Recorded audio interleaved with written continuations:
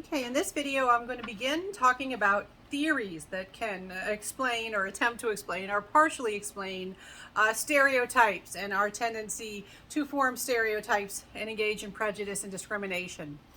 And so one theory is realistic conflict theory. Now, this theory proposes that prejudice results in situations where there is competition for limited resources, competition for land, actual battle, wartime situations, that in these situations we create justifications.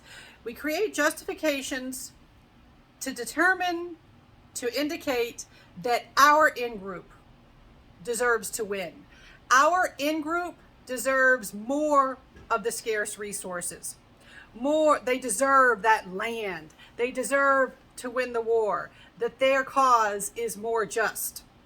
That your in-group should receive an unfair amount of limited resources. And one of the things about the realistic conflict theory is when we talk about limited resources, they don't have to actually be limited. It can just be that you perceive that there are limited resources. It might be a situation where you're worried that natural resources are going to disappear, food's going to disappear, opportunities, anything that you are worried that you need, you might worry that they are becoming scarce or they're becoming limited. And we like to favor our in-group. We like to think that our in-group deserves more. Our in-group is better because that's how we tend to think. We are the better thinkers. We have the more just causes. And so we also see that in times of actual conflict like war, we see that different sides in war have extremely negative views of the other side. That's, your extreme version of an in-group versus an out-group.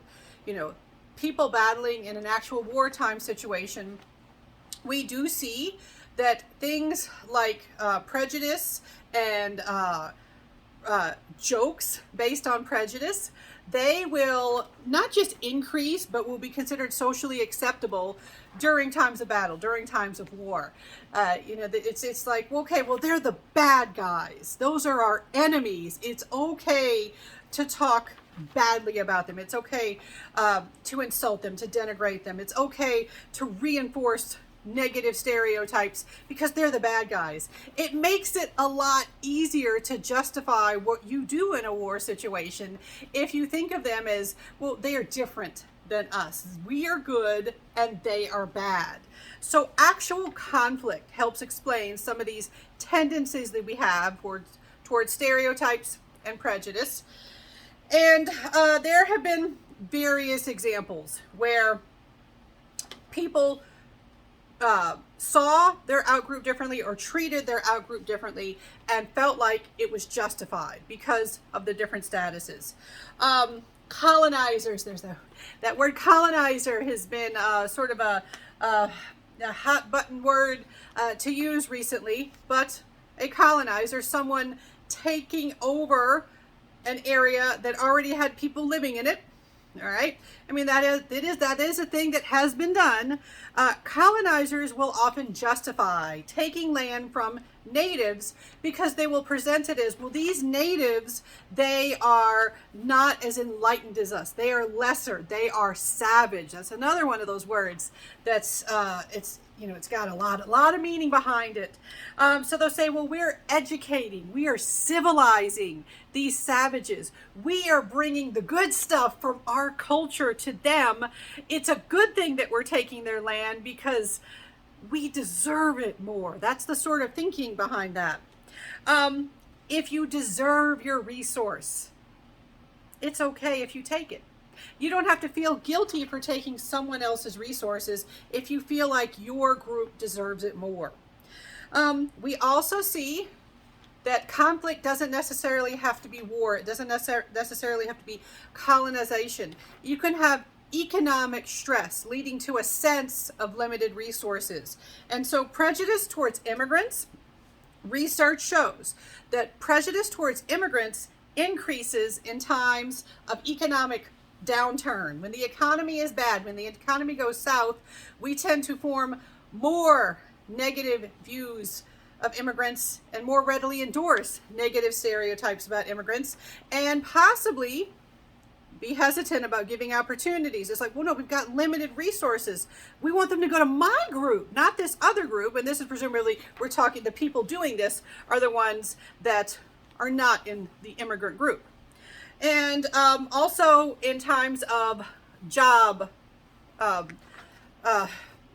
joblessness, when there are fewer jobs or perceived fewer jobs, we also see the same sort of thing happen. That's when you have people make accusations that people are stealing jobs, or they will say the people who are getting the jobs, if they are from an out group, that they are somehow less deserving of the jobs. They will insult things about their character, imply that they are unsavory characters, to be like, hey, we deserve this more. Our group, this in-group deserves it more. All right, just like any theory to explain any phenomenon in human behavior, in social psychology, and other fields of social sciences, this is not going to explain everything. Realistic conflict theory does give us some insight. It explains part of the picture.